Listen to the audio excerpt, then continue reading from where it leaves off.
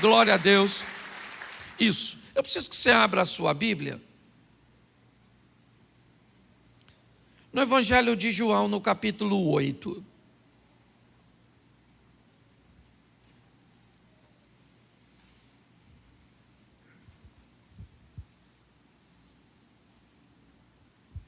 João, capítulo 8, verso 1. Coloca o texto na tela para mim, por favor. Vamos ler alguns versículos, depois eu vou discorrer com vocês de uma forma mais pausada. Jesus, porém, foi para o Monte das Oliveiras. Ao amanhecer, ele apareceu novamente no templo, onde todo o povo se reuniu ao seu redor, e ele se assentou para ensiná-lo. Os mestres da lei e os fariseus trouxeram uma mulher surpreendida em adultério e fizeram-no ficar em pé diante de todos. E disseram-lhe a Jesus: Mestre, essa mulher foi surpreendida em ato de adultério. Na lei, Moisés nos ordenou apedrejar tais mulheres. E o Senhor, o que diz? Eles estavam usando essa pergunta como armadilha, a fim de terem uma base para acusá-lo. Mas Jesus inclinou-se e começou a escrever no chão com o dedo. Visto que continuavam a interrogá-lo, ele se levantou e lhes disse: Se algum de vocês estiver sem pecado, seja o primeiro a atirar pedra nela. Inclinou-se novamente e continuou escrevendo no chão. Os que o ouviram foram saindo, um de cada vez, começando pelos mais velhos. Jesus ficou só com a mulher em pé diante dele. Então Jesus pôs-se em pé e perguntou-lhe: Mulher, onde estão eles? Ninguém a condenou? Ninguém, Senhor, disse ela. Declarou Jesus: Eu também não te condeno. Agora vá e abandone a sua vida de pecado. Feche os seus olhos. Senhor nosso Deus e Pai, em nome de Jesus, eis aqui a tua palavra. Continua falando conosco. Usa-me como um canal de bênção nesta hora, pelo poder do nome de Jesus. Amém. Glória a Deus. Amém? Preste atenção, pois essa história começa pela manhã. O texto diz que pela manhã cedo, Jesus está no templo e pela manhã cedo, uma mulher está sendo removida para fora da cidade para ser apedrejada. Bom, por que é que Jesus foi para o templo para ensinar? Por que é que uma mulher está sendo conduzida para fora da cidade para ser apedrejada? Isso não tem a ver com amanhã, isso tem a ver com a noite. Quando nós olhamos para essa história, nós precisamos entender que seja você pobre, rico, seja você são ou doente, seja você culto ou indouto, seja você brasileiro ou japonês,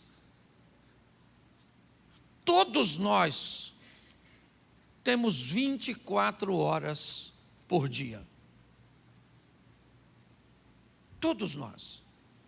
Nós temos diferença de fuso horários, até aqui mesmo no Brasil, algumas cidades do norte, às vezes são 1, 2 horas de diferença da nossa, ok? Você tem algum país na América do Sul, né? Outro país além do Brasil que tem diferença de fuso horário, mas em qualquer lugar que você for no mundo, são 24 horas para quem? Para todo mundo.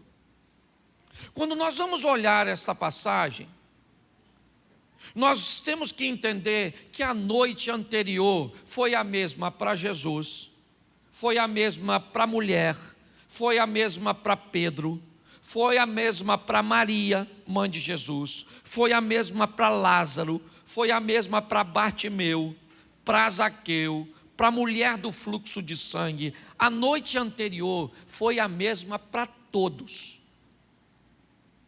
Se você observar, hoje, para chegarmos até aqui, todos usufruímos da mesma carga horária.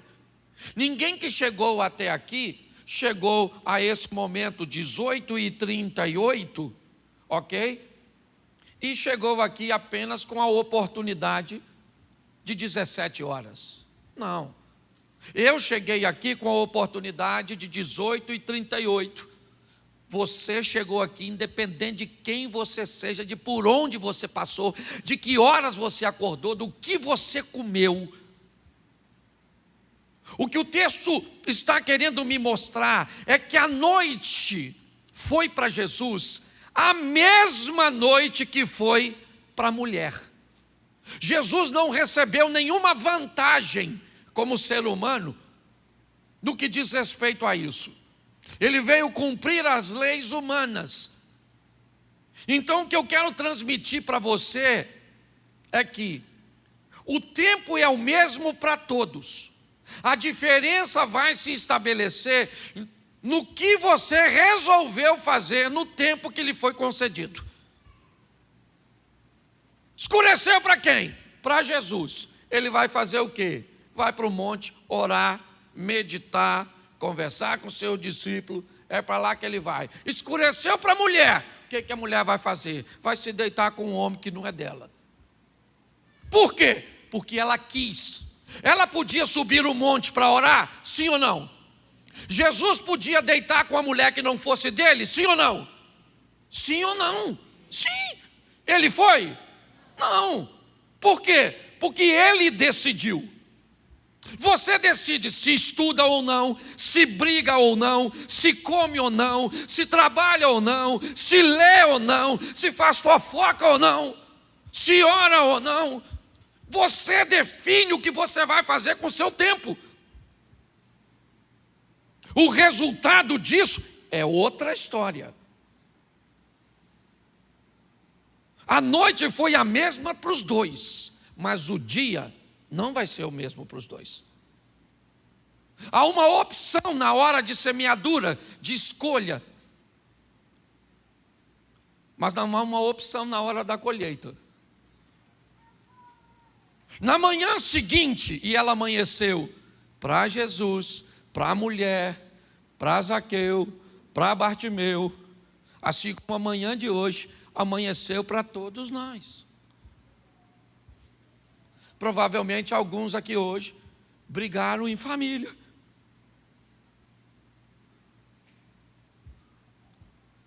Provavelmente alguns hoje aqui dormiram mais que outros.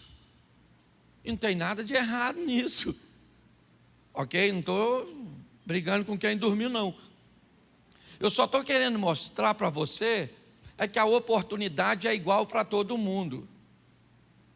Porque o que me parece é que nós estamos culpando Deus, as pessoas, o sistema, por responsabilidade que não é de Deus, não é do sistema, são responsabilidade nossas. Amanheceu para a mulher, o que ela estava fazendo? Adulterando. Então, se ela está adulterando, amanheceu para ela, o que ela vai ser? Apedrejada. Por quê? Porque a lei escrita que diz que o adultério é passivo de apedrejamento. E por que é que ela adulterou? Aí só perguntando a ela. Eu não sei. Eu só sei que se ela estivesse fora de si quando cometeu tal coisa, o pecado não seria dela, seria do diabo. O diabo não pode pecar por mim. O diabo é um construtor de ponte. Ele pega uma necessidade, olha como supri-la, de preferência no ambiente inadequado. Eu preciso de dinheiro. A Bíblia e Deus diz, vá trabalhar. O diabo diz, vá se corromper ou roubar. Nos dois caminhos você pode alcançar o propósito final. A diferença, certo? É que provavelmente o que o diabo vai tramar é uma estrutura para te destruir. E é isso. É isso que está acontecendo nesta noite. A noite, ela aconteceu para a mulher, ela optou por se deitar com um homem numa prática de adultério e amanheceu para ela, porque vai amanhecer para todo mundo. Você pode ter certeza que, salvo alguma catástrofe da vida, alguns de nós não vamos amanhecer amanhã. Mas a grande maioria de nós, amanhã, vamos acordar. Legal. E o que nós vamos fazer? O que nós quisermos fazer. Se você não quiser ir trabalhar, você não vai. É assim que funciona. O que eu tenho descoberto ao longo da minha vida, e principalmente nesses últimos tempos, que quando eu olho para uma vítima hoje, e eu começo a conversar com essa suposta vítima, eu descubro que, na verdade, ela é o vilão da noite. Ela hoje sofre num casamento, de um cônjuge que ela mesma escolheu na noite.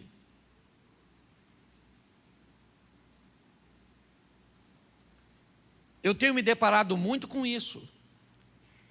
Um dos desafios hoje de sentar nessa cadeira que você está aqui, do Projeto Recomeçar, é que aqui nós responsabilizamos mais você do que o diabo. Porque para mim e para o Projeto Recomeçar, o nosso Deus é muito mais poderoso que o nosso adversário. É assim que funciona. Se você está acostumado a enfiar o pé na jaca e culpar o Satanás, vá para outra agência. Porque aqui a gente responsabiliza você. A dona está lá, estou com pena dela. Eu não tenho. Nossa, pastor, o senhor acha que ela deveria ser apedrejada? Eu não, eu acho que ela quis. Mas e agora, pastor, o que vai ser dela? O que vai ser dela? O futuro dela é ir para fora da cidade e ver as pessoas apedrejaram. É isso. E como isso pode mudar? Bom, a não ser que aconteça um reajuste de rota, é para a morte que ela está indo. Porque o erro conduz a isso, à humilhação, ao caos, ao fracasso, à dor, à perda. É assim que funciona. Por quê? Porque Satanás não quer sofrer sozinho. Ele quer companhia, dividir seu sofrimento e sua dor. Nesse ambiente, é o que nós vemos. Até o presente momento, o que a Bíblia está dizendo é que a noite foi a mesma para Jesus e para a mulher, mas o dia foi diferente, por causa da escolha que eles fizeram naquela noite. Quando eu começo a olhar isso vai ficar muito interessante, porque poderia ser uma fatalidade, um fatalismo, e eu dizer agora para você, bom, pegaram a mulher, levaram ela para fora da cidade e apedrejaram por causa de um erro que ela cometeu. Sim. Só que a Bíblia não está querendo me dar essa direção, pelo menos nessa noite. Se eu estivesse pregando hoje aqui sobre o livro de Josué, certamente eu estaria usando um outro exemplo de apedrejamento, estaria falando de Acã. O que eu preciso entender é que há casos que o meu erro vai me levar realmente ao caos, e talvez você já tenha provado isso, situações irreversíveis. Mas há casos que a misericórdia do Senhor nos alcança, e precisamos ficar muito atentos a isso. Quando nós vamos olhar para esse texto agora, essa mulher está seminua, sendo conduzido por uns homens para fora da cidade, para pagar por um erro que ela cometeu. O nome disso é justiça. Quando eu olho para a minha vida, muitas coisas que eu vivo são resultado de coisas que eu fiz, de erros que eu cometi. Não dá para culpar outra pessoa. É essa a história dessa mulher. Agora, se houver um reajuste de rota, vai dar tempo.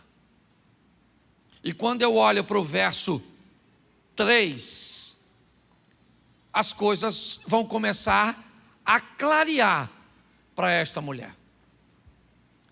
Na minha tradução diz assim: os escribas e fariseus trouxeram uma mulher apanhada no próprio ato adulterando, e pondo-a no meio, disseram: Mestre, essa foi apanhada no próprio ato adulterando. Na lei nos mandou Moisés que as tais sejam apedrejadas, e tu, o que diz? Preste atenção. Alguém muda a rota dessa mulher, não é ela. Ela não tem autoridade. Ela está de cabeça baixa, indo para um apedrejamento. Mas a manifestação de Deus vai agir a favor dela. Por quê? Por causa da misericórdia. A Bíblia diz que as misericórdias do Senhor são a causa de nós não sermos consumidos. Ela não tem voz ativa. Ela está indo, cabecinha baixa, provavelmente, né? Meio que despida, pois foi pega em flagrante. Mas o problema é que alguém vai levar essa mulher para Jesus. Alguém vai mudar a rota. Quando um pecador, quando alguém que comete um erro, quando alguém que comete um delito, quando alguém que está enfrentando um problema muito grave, recebe a oportunidade de passar por Jesus, fique atento, porque dele vai vir mais uma oportunidade para você consertar a sua rota.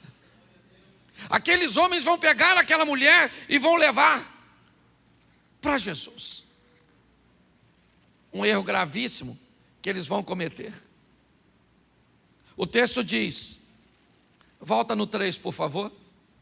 Se quer ficar nessa tradução, ficaria bem. Isso aí. Escribas e fariseus trouxeram-lhe uma mulher apanhada em adultério. Eles estão levando a mulher para quem? Para Jesus, sim ou não? Sim. A mulher é uma pecadora, sim ou não? Mas quem é que está levando? Quem é que está levando a pecadora para ser apedrejada? Pecadores. Os caras que estão levando a mulher para apedrejar, a turma que fica te acusando, que deveria te ajudar a melhorar de vida, que deveria te incentivar, normalmente são a turma das pedras na mão. Tem um erro nesse processo, porque quem quer matar a mulher também é passivo de morte. A diferença é que o pecado dela foi descoberto, e o meu e o seu ainda está escondido. Porque provavelmente tu está pensando agora, se eu tivesse lá, quer ir para o texto? A gente cria um ambiente. Vamos agora, mentaliza. Palestina, eu e você, arrumadinho, vestidinho, aquela roupinha típica, com a pedrinha na mão, para dar uma pedrada na dona, e Jesus pergunta para tu: vai tacar? O que tu faria? Não. Aliás, nem era para eu estar aqui. Era para eu estar lá no Projeto Recomeçar. Vim aqui de bobeira. Passar é vergonha. Pare para pensar. Qual é o grande problema desse negócio? É que quem resolveu incriminar também tem pecado. Mas só que os pecadores que querem nos incriminar, eles são espertos. Verso 4. E pondo-a qual é o propósito? Chamar a atenção. Quando a gente erra, gente, os pecadores vêm, mas assim com a acusação tão grande, que o pecado deles desaparece. Fica só o nosso. Pô, só eu mesmo. Menti. Mentiroso, né? Eu nem lembro. Quem está me chamando de mentiroso também mente.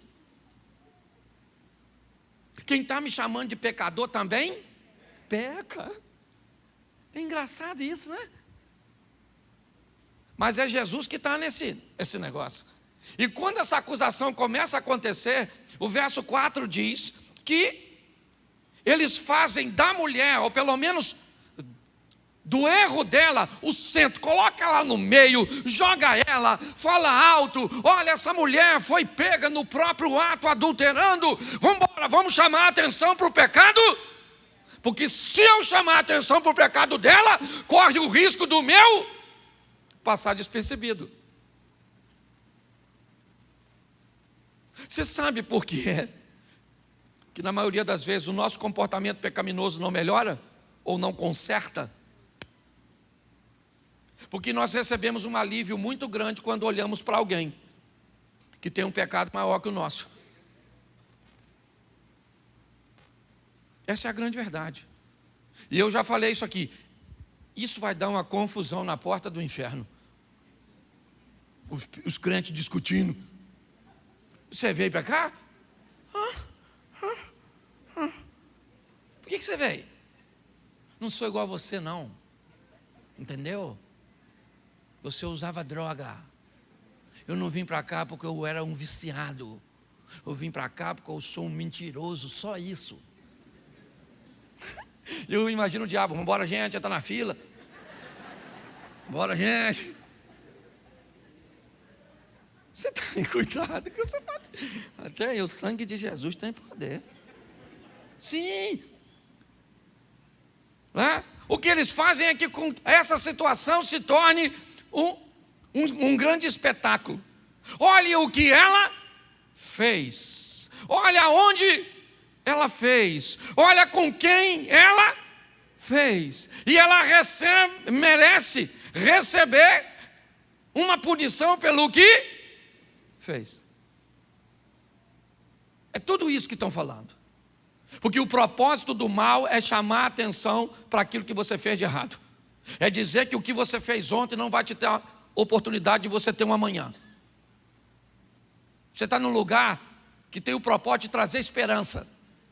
Então não sei o que você fez ontem. Pode ter sido ruim. Porque tem gente que é especialista em autodestruição. Tem gente que você já vai estar 10, 9, 8.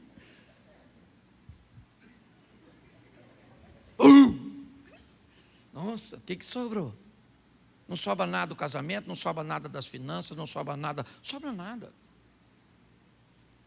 Mas o mais interessante é o verso 6. Isso diziam para que tentando tivesse do que o acusar, mas Jesus, inclinando-se, escrevia com o dedo em terra. Preste atenção aqui. Estão dizendo para Jesus que aquela mulher tem pecado, que ela merece ser morta por apedrejamento, que ela adulterou. E Jesus simplesmente abaixa e não oferece nenhum nível de atenção. Jesus não está interessado naquele tipo de acusação. Não. O título de acusador é dado ao seu oponente, Satanás. Quando começam a falar coisa da mulher, perguntinha, o que eles estão falando a respeito dela é verdade ou mentira? Verdade ou mentira? Mas Jesus ainda assim não dá atenção. Ele não está interessado nas acusações. Não. Ele abaixa e não está nem aí. E o pessoal está falando dos defeitos da mulher. As pessoas estão falando do que ela fez. Ela está dizendo o que ela fez para si mesma. Provavelmente ela não esboça resistência, porque talvez acha que mereça receber a sentença. Porém, ela está diante de uma oportunidade. Quem é que está diante dessa oportunidade? Eu e você hoje. Todos nós estamos debaixo, pelo menos aqui a mesma noite. Hoje é dia 22, é isso? Sim ou não? Que horas é no seu relógio? Isso. 19. Está mudando um pouquinho, só porque... Mas deu para notar que tem alguém aí com 18 horas no relógio? 18 horas você? Em ponto? Então dá uma olhada nesse relógio seu que parou. Tem alguém com 21? Não, porque a hora é a mesma para todos. O que Deus está dizendo é, agora é a hora que eu estou te dando para você mudar a sua vida. Está todo mundo escutando a mesma coisa. Não muda senão que você quer sair daqui para ser apedrejado pela vida? Vai embora. Quando nós olhamos, nós vemos que não há interesse em Jesus. Ele não está interessado no assunto. Mas, ainda no verso 6, diz que o pessoal está interessado que ele fale alguma coisa. Tentando, o pessoal ficava falando, fala Jesus, fala, taca a pedra nela ou não taca? Taca ou não taca? Taca ou não taca? Fala aí Jesus, fala aí. O Moisés falou, taca a pedra nessa sem vergonha. Mas a gente queria saber o que o senhor fala. Fala Jesus, taca a pedra. O que você acha aí? Taca a pedra. E você? Taca a pedra está aqui. E você, Jesus? E Jesus... E o pessoal... Verso seguinte. Como se insistisse em perguntar, ele endireitou-se e disse. O que Jesus falou? Aquele dentre vós que está sem, seja o primeiro a dar uma pedrada. Presta atenção. Quando ele chega, ele chama a atenção para quem? Para o pecado de quem? Aí Jesus falou, vou entrar nessa brincadeira. Vocês gostam de chamar a atenção para o pecado dos outros? Vieram no lugar errado, porque eu não tenho. Aquele dentre vós que está sem pecado, seja o primeiro a dar uma pedrada nela. Agora desgraçou tudo. Porque tirou a atenção do pecado da dona e botou a atenção no pecado deles. Ficou um olhando para o outro, pensando, caramba, poxa, mas não era disso, né? Nós veio aqui apedrejar quem? Não é ela? Mas e agora? Ele perguntou para a gente. E preste atenção, porque uma ordem foi dada. Jesus não está perguntando se alguém tem pecado.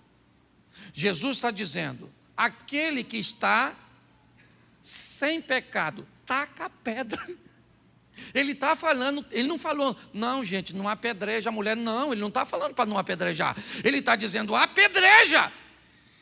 Não era isso que vocês queriam? Vocês querem saber se pode apedrejar ou não? Pode, desde que vocês não tenham pecado. Quando aconteceu isso, aí a atenção mudou. E agora as pedras não começam a fazer muito sentido. Agora as pedras que estão na mão daqueles homens e daquelas mulheres, elas não fazem muito sentido. Eles estão olhando para a pedra,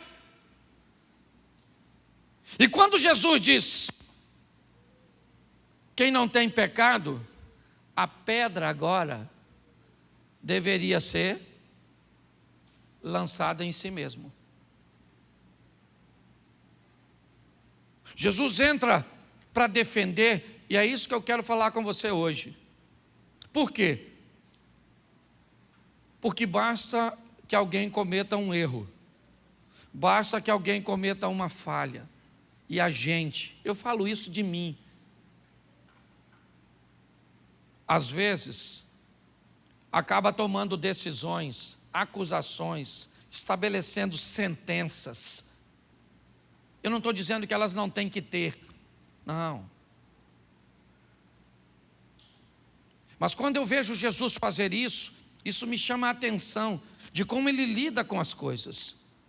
As pedras agora não fazem mais tanto sentido, porque Jesus mudou o foco. O erro agora não é o dela, é o seu. Olha para você, querido. E o dia que você olhar para você e descobrir quem você é, provavelmente, ao invés de se preocupar com o que o outro está fazendo, você vai buscar melhorar o que você faz. Esse é o grande desafio. É a história, sabe, de sentar em cima do seu próprio rabo e ficar olhando o rabo do outro, a história do macaco. É assim que funciona. Quando eu olho para isso, eu sei o que vai acontecer agora. Quando Jesus disse, atira a primeira pedra, quem não tem pecado, Eu sei o que vai acontecer. Verso 9. Quando ouviram isso, quando eles acabaram de ouvir, eles saem um por um, a começar pelos mais velhos, que é quem liderava a comitiva, até os mais novos. Eles começam a ir embora com pedra, jogando a pedra fora. Não faz mais sentido o que eles carregam na mão. A pecadora ainda está ali, seminua, aquela que passou a noite nos braços de um homem que não era seu. É verdade, o erro dela ainda está ali. Qual é o problema? É que eu parei de olhar o erro dos outros e passei a olhar o meu.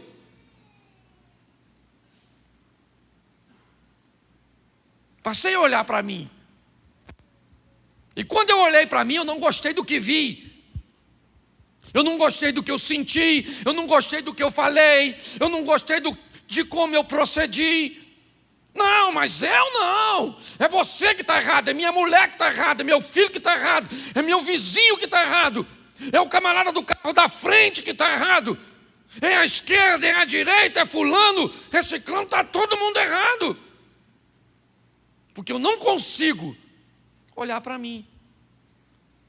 Eu estou sempre focado no que está acontecendo na vida dos outros. Me parece que o único que pode ter uma visão clara, nítida, e que não tem vergonha de olhar para si mesmo, é Jesus. Ele pode olhar para ele e não enxergar nele o pecado que eu enxergo em mim. Por isso que ele não tem problema. Ele não precisa acusar a mulher. Por quê? Porque os outros acusam a mulher e acusam as pessoas para se livrar de suas próprias culpas. Por que eu traí? Porque ela não é uma boa esposa. Nossa, que argumento extraordinário. Por que você é rebelde com seu pai? Porque ele é meio bruto. Por que você não pagou fulano? Porque eu não recebi. Nossa. Sempre tem uma desculpa para se desviar. Para Jesus, não. Então agora eu tenho certeza que todos vão embora. E agora vai ficar no ambiente quem tem que estar para as coisas fluírem. Você e Jesus. Eu e Jesus. Nós não precisamos de mais ninguém. Por isso que a Bíblia diz que Ele é único e suficiente. O texto diz que vão todos embora, começando pelos mais velhos até os últimos. Vai discípulo, vai a multidão que estava ouvindo Jesus, os alunos, vai todo mundo embora. Porque quando ele falou, não tem pecado,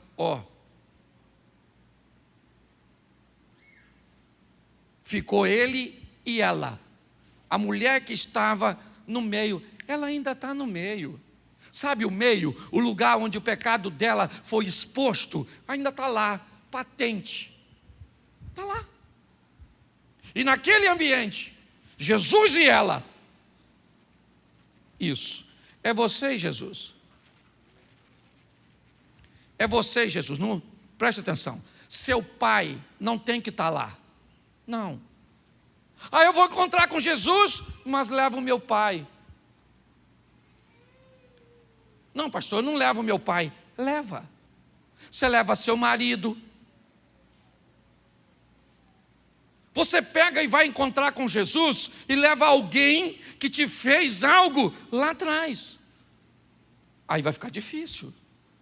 Nesse encontro, é você e ele. Ele é particular. Ele é pessoal. Vai embora todo mundo e fica Jesus e a mulher. Os dois. É assim que acontece. O ambiente agora está certinho. Como deve acontecer. Você veio aqui na igreja hoje para quê? Para ter um encontro com Jesus. Para prestar seu culto.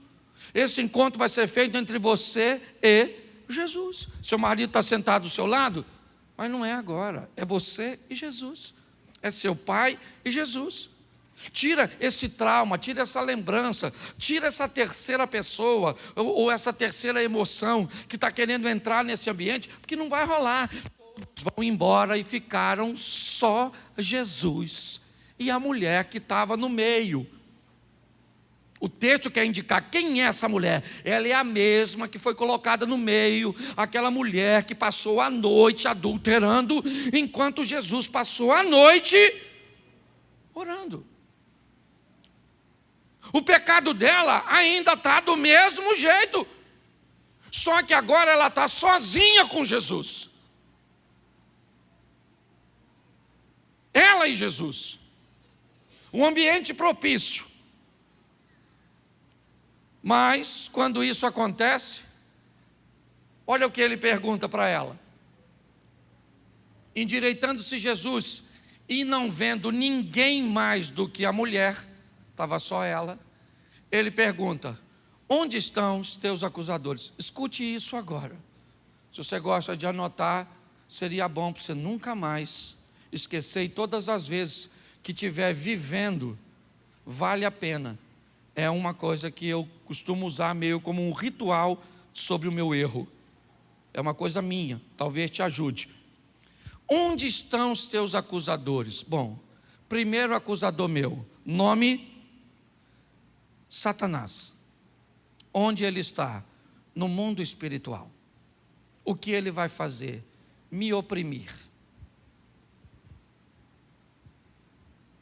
Quando eu cometo um erro, há uma dificuldade grande de recuperação por causa do ambiente espiritual que eu começo a enfrentar. É o acusador. Ele começa a agir de uma forma muito forte na minha vida. Segundo, eu vou receber a acusação das pessoas, aquelas que sabem o que eu fiz, aquelas que sabem como eu sou, aquelas que conhecem o meu defeito, a minha falha, o meu erro. Inevitavelmente, eu vou ter que lidar com a acusação física, a acusação das pessoas, os fatos, que muitas vezes são verdadeiros. Seria tão bom se todo mundo que falasse mal de nós só falasse mentira. Esses dias eu fui reclamar com um camarada, falei: rapaz, o fulano de tal está falando mal de mim. E como eu tenho uma turminha que me instrui, e eu escolhi uma turma mesmo para me dar uns puxãozinhos de orelha, sabe que o cara falou comigo? Fique tranquilo, Cláudio, ele não sabe o quão ruim você é, não. Ele não falou tudo, não. Eu falei: nossa, não era isso que eu queria ouvir. Quando nós olhamos aqui, o que nós vemos é que pessoas vão nos acusar. E pasmem vocês, você vai se acusar. O ambiente de acusação, ele é espiritual, ele é físico e ele é emocional. Tem gente que tira a sua própria vida por causa da combinação desses três. Vou te dar um exemplo aqui. Eu fui esses dias no Nordeste e o filho de uma cantora no Nordeste se suicidou. Um adolescente tirou sua própria vida porque gravou um vídeo brincando com os amigos e recebeu o título de gay. Pressionado e acusado por pessoas, pressionado e acusado por si mesmo, e pressionado e acusado pelo mal, ele tirou a própria vida. O ambiente de acusação, ele é terrível. Por isso, ele precisa estar sozinho. Por isso, Nicodemos foi encontrar com Jesus solitário. Por isso que os grandes encontros de Jesus com Deus foi a sós. Fique aqui que eu vou ali na frente sozinho. Eu vou subir o monte para orar. Eu quero ficar só. Lembra Moisés? Lembra Elias? Lembra Eliseu? Lembra essa turma de ficar? Porque tem o a sós, ele é importante. Você e Deus para corrigir sua rota. Agora está, certo? Somente Jesus e a mulher. Ele pergunta: onde estão os teus acusadores? Onde estão? Seus acusadores estão no inferno? Sim. Satanás. Estão na terra? Sim. São as pessoas. Estão em você? Sim. É a sua alma, a sua emoção. Falando o que você fez de errado. Eu converso com gente que diz: pastor, eu mereço realmente, sabe? Eu não consigo dormir, perco o sono, faço isso, faço aquilo, porque realmente isso tinha que acontecer comigo.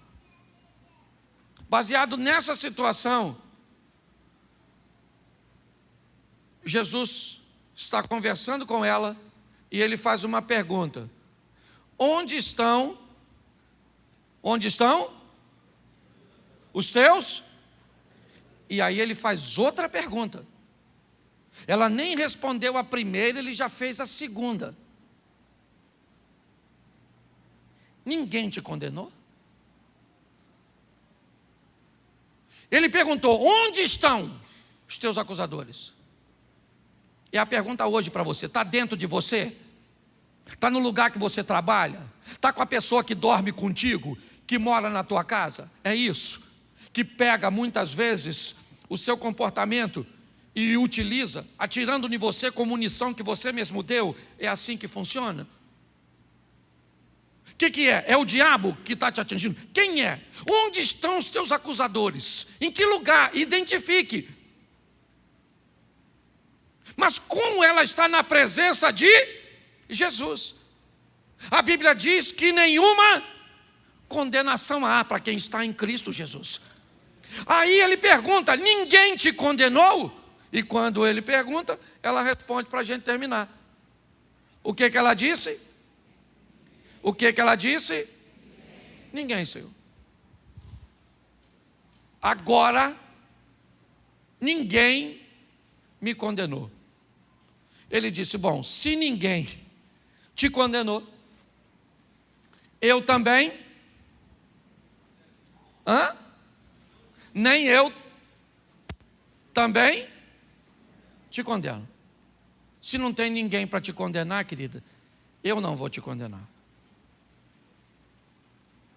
Vai, ou vai-te, ou sai daqui, ou vai viver sua vida. Nosso culto está terminando, minha reunião com você particular está terminando. Você chegou aqui envolta em acusadores, sua história se transformou num espetáculo, todo mundo ouviu que você é uma adúltera, eu tive que colocar todos eles no lugar deles. Todas as vezes que você passar por um daqueles que estiveram aqui agora, eles vão ter que baixar a cabeça para você. Porque ninguém pôde te apedrejar, porque eu te defendi. Só, mulher, que a nossa reunião acabou. Está na hora de dizer amém. E você vai para a sua casa. Mas eu preciso te dar uma direção para a sua vida. Muda de vida. Conserta a sua trajetória. Talvez, eu digo nosso, até porque estou pregando num ambiente onde não cabe a nenhum de nós, nem você que está na sua casa, nenhum nível de acusação para ninguém. A pergunta é: como é que nós saímos da presença dele depois de uma reunião como essa? Onde o propósito dele é nos dar mais uma oportunidade. Ah, não, pastor, eu não preciso. Por que você não precisa? Pô, pastor, aqui na igreja tem tanta gente pior do que eu, poxa. Fulano ali se envolve com fofoca, o outro não paga fulano, o outro não sei o quê, o outro dá cheque sem fundo, o outro posta uma foto quase nua. Pô, pastor, você vem falar comigo que eu tenho que melhorar? Dá uma olhada para essas outras ovelhinhas suas.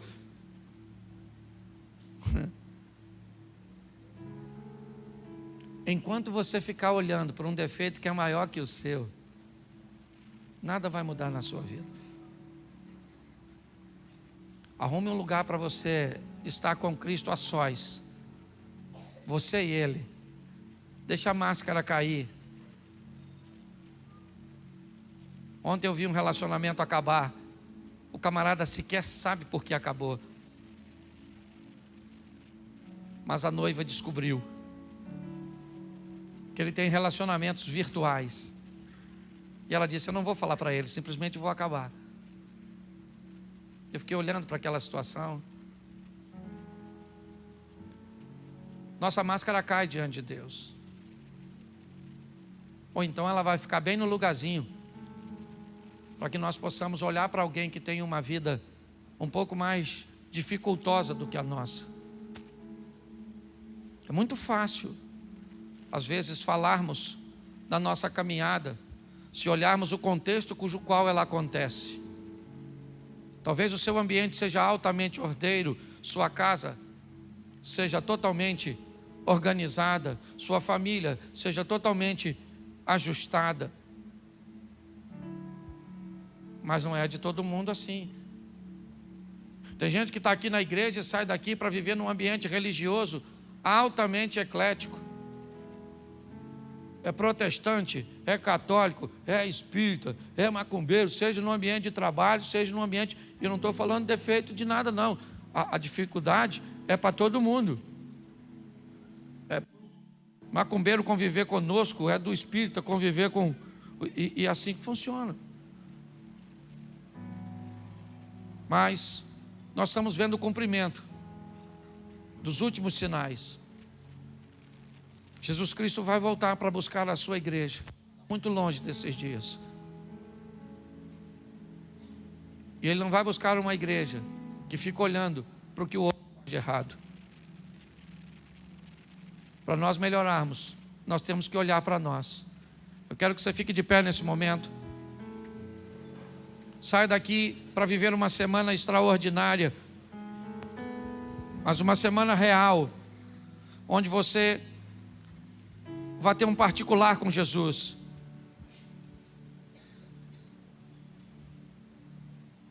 Feche seus olhos.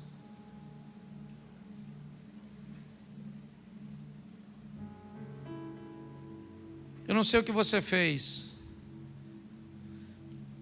Eu não sei o que te causou aquilo que você fez. Eu só sei que Deus está te dando uma oportunidade de mudança, de corrigir sua rota. Ele te deu a oportunidade de passar por aqui porque quer mudar a sua vida. Saia daqui hoje. Ah, pastor, o que vai mostrar isso? O tempo. O tempo é um funcionário de Deus. Volte aqui daqui a 10 anos e veja como nós estamos. Volte aqui daqui a 10 anos e veja como está o meu casamento, o seu casamento, a minha vida financeira, a sua vida financeira, a minha vida profissional, a sua vida profissional. O tempo é um funcionário de Deus para esclarecer as coisas, para mostrar se as rotas estão certas. Não deixe seu passado neutralizar o seu futuro. Dê uma oportunidade, uma chance para você mesmo. Pai, muito obrigado por esta noite. Muito obrigado a Deus pelo ensinamento das noites que nos expõem a tomarmos decisões. Mas no dia que virá depois dessa noite, onde as nossas decisões virão as claras e trarão resultados.